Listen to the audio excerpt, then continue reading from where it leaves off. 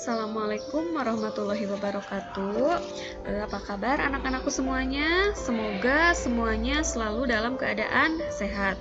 Nah, walaupun dalam kondisi pandemi seperti ini, kita harus tetap semangat untuk melaksanakan pembelajaran. Nah, untuk pertemuan kali ini, kita akan membahas mengenai Indonesia pada masa Hindu dan Buddha. Dan tujuan pembelajarannya diharapkan para siswa mampu menganalisis pengaruh Hindu dan Buddha di Indonesia dan mengenali kerajaan-kerajaan pada masa Hindu dan Buddha di Indonesia. Mari kita mulai pembahasan mengenai Indonesia pada masa Hindu dan Buddha. Indonesia pada masa Hindu dan Buddha dibagi menjadi dua. Nah, ada berkembangnya agama dan budaya Hindu dan Buddha di Indonesia, dan yang kedua adalah pengaruh kebudayaan Hindu dan Buddha di Indonesia. Nah, yang pertama kita akan membahas mengenai berkembangnya agama dan budaya Hindu dan Buddha di Nusantara. Nah, masuknya pengaruh Hindu dan Buddha di Indonesia itu menandai berakhirnya masa praaksara di Indonesia. Nah, bukti awalnya apa? Nah, bukti awal masuknya pengaruh Hindu dan Buddha di Indonesia adalah berupa prasasti Yupa. Prasasti Yupa ini ditemukan pada masa Kerajaan Kutai. Nah, perkembangan Hindu dan Buddha di Indonesia dibagi menjadi dua materi. Yang pertama adalah teori masuknya Hindu dan Buddha ke Indonesia, dan yang kedua adalah kerajaan-kerajaan Hindu-Buddha yang ada di Indonesia. Nah, sekarang kita akan membahas mengenai teori masuknya Hindu dan Buddha di Indonesia.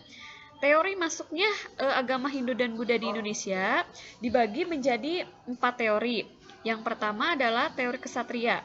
Nah, menurut teori kesatria, agama Hindu dan Buddha itu masuk ke Indonesia dibawa oleh para golongan prajurit atau golongan kesatria dari India. Mereka itu kalah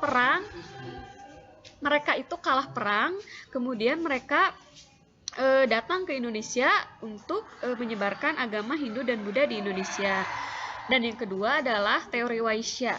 Nah, menurut teori Waisya, agama Hindu dan Buddha itu masuk ke Indonesia dibawa oleh kaum pedagang. Nah, kaum pedagang dari India masuk ke Indonesia.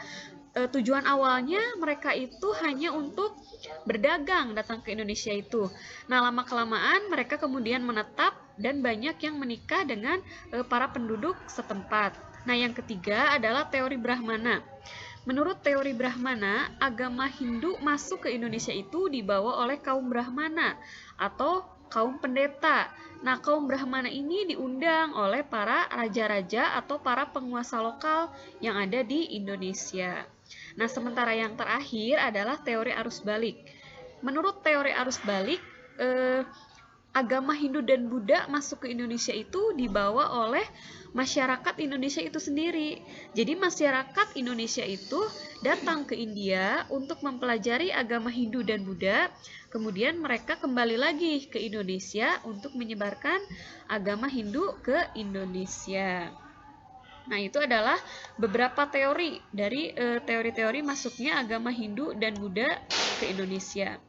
Nah, sekarang kita bahas mengenai kerajaan-kerajaan apa saja, kerajaan-kerajaan Hindu-Buddha apa saja yang ada di Indonesia.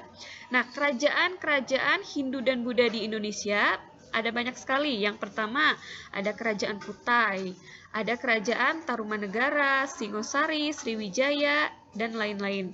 Nah, sekarang kita akan bahas sekilas mengenai Kerajaan Kutai dulu. Kerajaan Kutai itu berkembang sejak abad ke-4 Masehi. Nah, keberadaan Kerajaan Kutai ini dapat diketahui dari 7 buah prasasti Yupa yang ditemukan di Muara Kaman.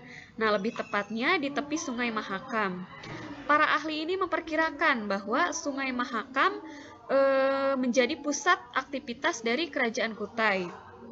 Nah, ini adalah peta dari Kerajaan Kutai. Nah, di Kerajaan Kutai, agama Hindu Siwa itu berkembang menjadi agama resmi di kerajaan tersebut. Nah, perkembangan kerajaan tersebut dibuktikan dengan adanya tempat suci yang bernama Waprekeswara. Kebudayaan Hindu di Kerajaan Kutai juga mengalami proses akulturasi dengan kebudayaan-kebudayaan lokal yang terlihat dari keberadaan yupa pada setiap upacara kurban. Nah, yang kedua ada Kerajaan Tarumanegara. Nah, Kerajaan Tarumanegara ini bisa kita lihat di sini ada peta dari Kerajaan Tarumanegara. Nah, apa saja sih sumber-sumber yang membuktikan mengenai Kerajaan Tarumanegara? Nah, yang pertama bisa dibuktikan dari 7 buah prasasti yang ditemukan di Kerajaan Tarumanegara, dan yang kedua adalah adanya berita Cina. Nah, ini adalah prasasti Ciaruten. Prasasti Ciaruten ini ditemukan pada masa Kerajaan Tarumanegara. Berdasarkan prasasti Ciaruten, Raja Purnawarman itu membawa Tarumanegara ke puncak masa kejayaan. Nah, yang ketiga ada Kerajaan Kalingga. Nah, keberadaan Kerajaan Kalingga ini dapat diketahui dari berita Tiongkok. Nah, menurut berita Tiongkok, Raja Tache mengutus pasukannya ke sebuah negeri di selatan yang disebut dengan Kholing. Nah, pada tahun 674 Masehi, Kerajaan Kalingga ini dipimpin oleh seorang ratu yang bernama Ratu Sima. Nah, Ratu Sima ini menjalankan pemerintahannya dengan sangat tegas, adil, dan bijaksana. Nah, walaupun beliau seorang wanita, tapi beliau bisa membawa Kerajaan Kalingga ke masa kejayaannya. Nah, pada masa ini hukum di Kalingga ini dapat ditegakkan dengan baik. Nah, pada masa kejayaannya, Kerajaan Kalingga ini menjadi pusat agama Buddha di Jawa, dan agama Buddha yang berkembang di Kalingga merupakan ajaran Buddha Hinayana.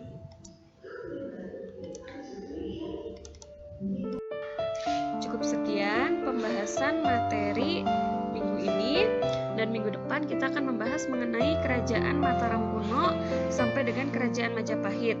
Nah, semoga materi hari ini dapat dipahami dengan baik. Cukup sekian, Ibu ucapkan wassalamualaikum warahmatullahi wabarakatuh.